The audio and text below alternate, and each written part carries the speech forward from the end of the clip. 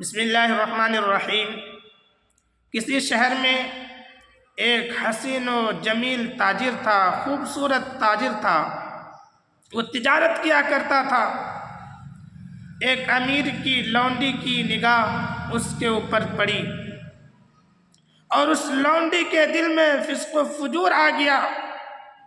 اس تاجر کے حسن و جمال دیکھ کر کے وہ لڑکی اس کے اوپر فریفتہ ہو گئی اور خریداری کے بہانے سے ہیلے سے اس تاجر کو اپنے دروازے پر بلایا اور امیر کی بیوی کو اطلاع دیا، اس کے حسن و جمال کو بتایا تو امیر کی بیوی خود اس کے اوپر فریفتہ ہو گئی اور کہنے لگی کہ آپ یہ سوداگری چھوڑیے اور دن رات ہمارے پاس رہیے، ہم آپ کے ساتھ حسن سلوک سے پیش آئیں گے، آپ کی خدمت کریں گے۔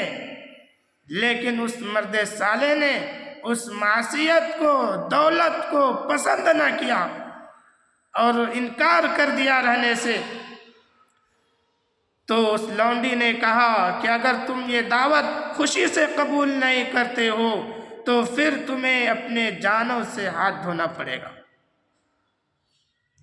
اس نے جب دیکھا کہ ان لوگوں کے دلوں میں فسق و فجور بھرا ہوا ہے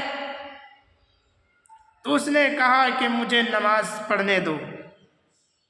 تو لونڈی نے کہا جاؤ بالا خانے پر جا کر کے نماز پڑھ لو۔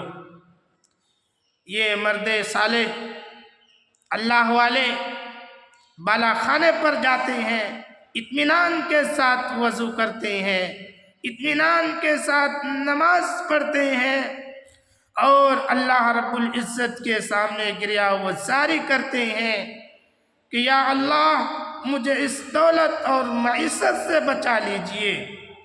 اور اس کے بعد دعا کرنے کے بعد وہ آدمی، وہ حسن و جمال والا، وہ خوبصورت تاجر کوٹھے کے اوپر سے چھلانگ لگا دیتے ہیں۔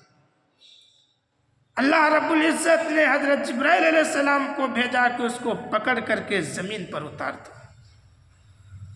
حضرت جبرائیل علیہ السلام آئے اور اس مرد کو، اس تاجر کو پکڑ کر کے اطمینان کے ساتھ زمین پر اتار دیا۔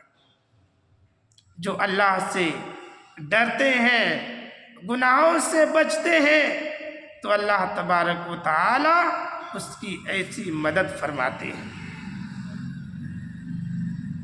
تو اللہ رب العزت سے دعا ہے کہ اللہ پاک ہم سب کو معصیت سے، گناہوں سے محفوظ فرمائے۔ ایمان سلامت ہے تو ہے آس خدا سے، ایمان سلامت ہے تو ہے آس خدا سے، چھنتی ہے یہ دولت تو چھن جا بلا سے۔